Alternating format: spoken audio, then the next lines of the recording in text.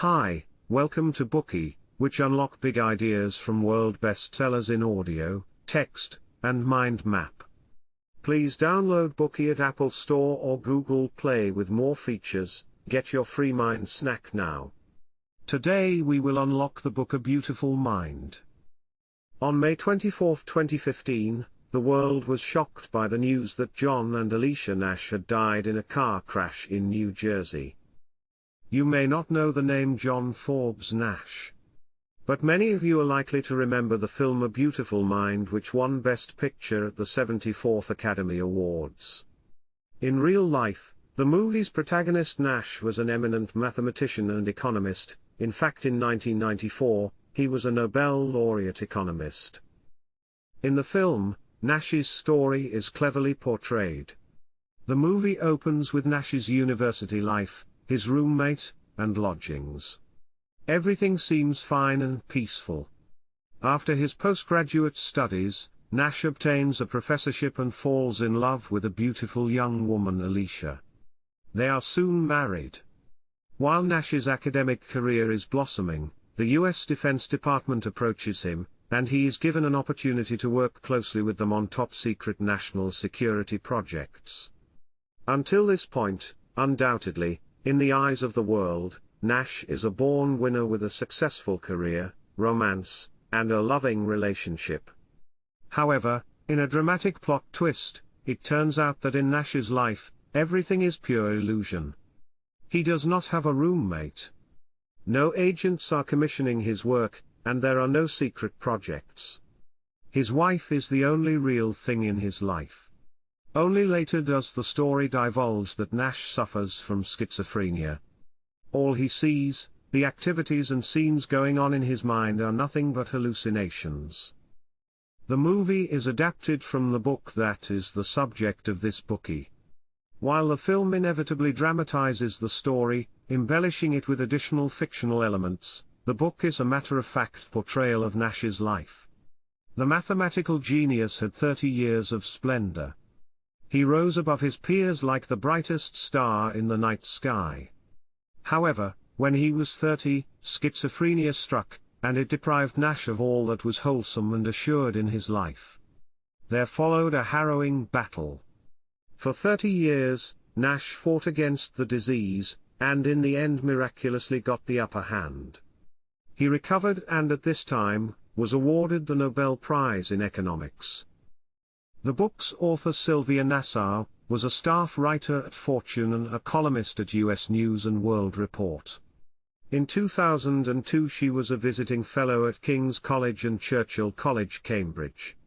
Today's book A Beautiful Mind is Nasar's inaugural work, and it is the book that made her reputation. She received the 1988 National Book Critics Circle Award for Biography and the 2000 Joint Policy Board Mathematics Communications Award. Now, let's review the book A Beautiful Mind in 3 parts. Part 1, An Extraordinary Genius. Part 2, A Mad Schizophrenic. Part 3, A Sober Nobel Laureate. John Forbes Nash Jr. was born on June 13, 1928 to a gentle, honest, and industrious couple, a middle-class family in Bluefield, West Virginia. Though inclined to be solitary and introverted, Nash was regarded as a smart kid. At the tender age of 7 or 8, he showed little interest in popular children's games like hide and seek. Instead, he chose to stay at home alone reading books. His habits led his aunts to call him eccentric or a little nerd. But nevertheless, his parents doted on him and exerted a profound influence in his upbringing. His mother never stopped giving little Nash extra home tutoring and arranged for him to skip half a grade in elementary school. His father too introduced a motley collection of science books to little Nash.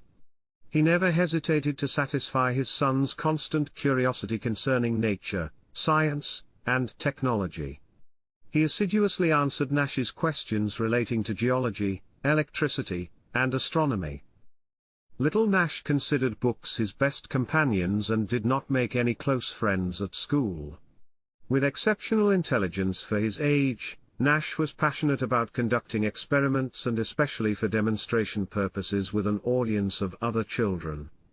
On one occasion, to test an old Indian method of immunizing oneself against the toxins in herbs, he swallowed the leaves of poison ivy wrapped inside other leaves. By the age of 12, he had transformed his room into a laboratory so that he could tinker with his tests and investigations. After some fiddling, he even fixed the broken receiver of his father's telephone. Nash's first glimpse into the realm of mathematics came from a book entitled Men of Mathematics. The appeal of the book was instant. The wondrous world of mathematics stretched before him.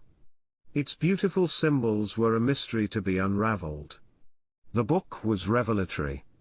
The thrill of proving mathematical theorems planted a seed in young Nash's mind, growing into a lifelong obsession with math. The book was one of the key inspirations that led him to follow a career in mathematics throughout his life. Nash's talent in maths way surpassed his peers, and he exhibited an intense passion for the subject. He spent his undergraduate years at the Carnegie Institute of Technology. From the day he arrived at university, Nash's outstanding mathematical aptitude astonished his professors. One professor even called him a young Gauss. Nash took advanced courses on general relativity and tensor calculus. Albert Einstein employed calculus as the mathematical backbone in formulating the general theory of relativity. At 19, Nash already presented as a mature mathematician. Hans Weinberger, a famous mathematician among Nash's alumni, also spoke highly of Nash.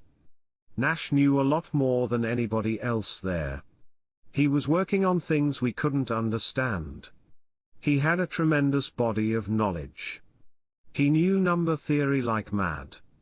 Given Nash's tremendous gift, it was not surprising that while still in his junior year at Carnegie, he was accepted by graduate math programs at 4 world-class advanced study institutions, including Harvard, Princeton, Chicago, and Michigan.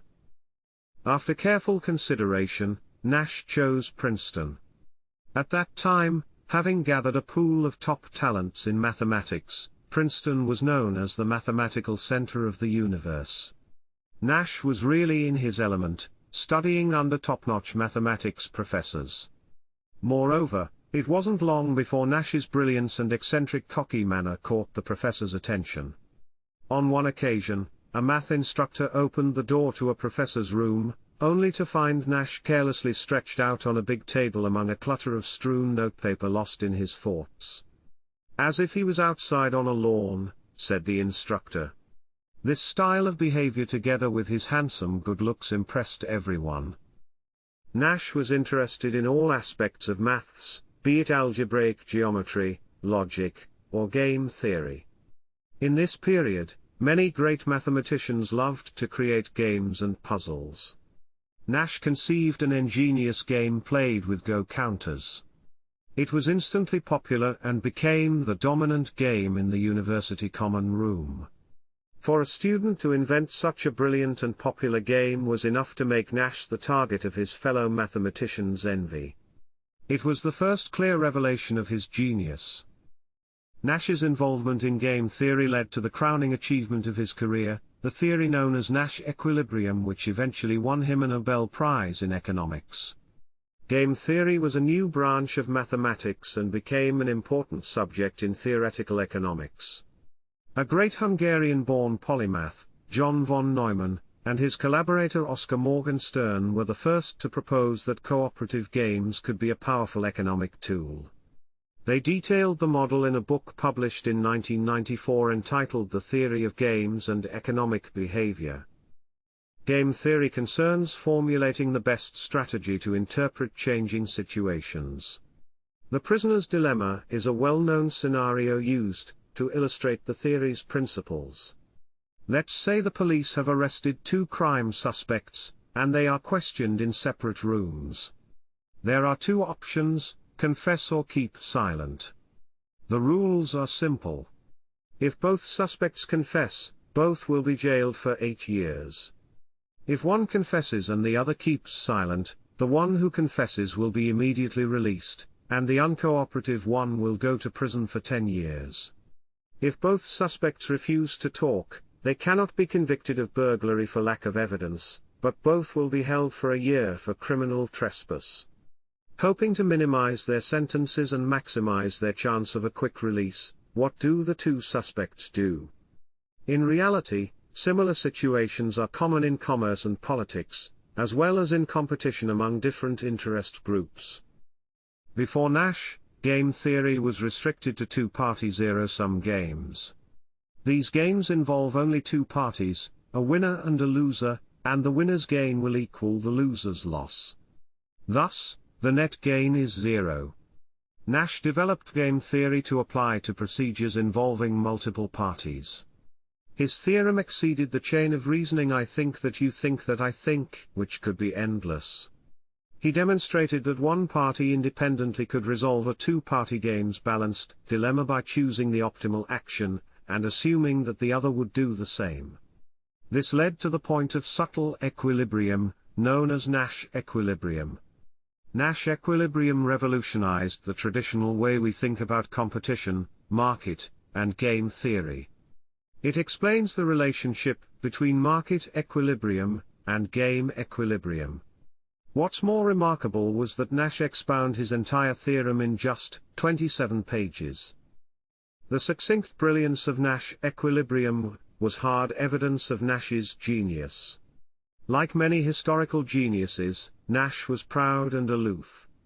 He boasted of his achievements at every opportunity, eagerly seeking accolades for his intelligence. For example, to astonish everyone he would suddenly mention a perfect proof he made as an undergraduate. He believed his lineage was superior to his peers in the university. At one point, he even made an appointment with Einstein to discuss physics.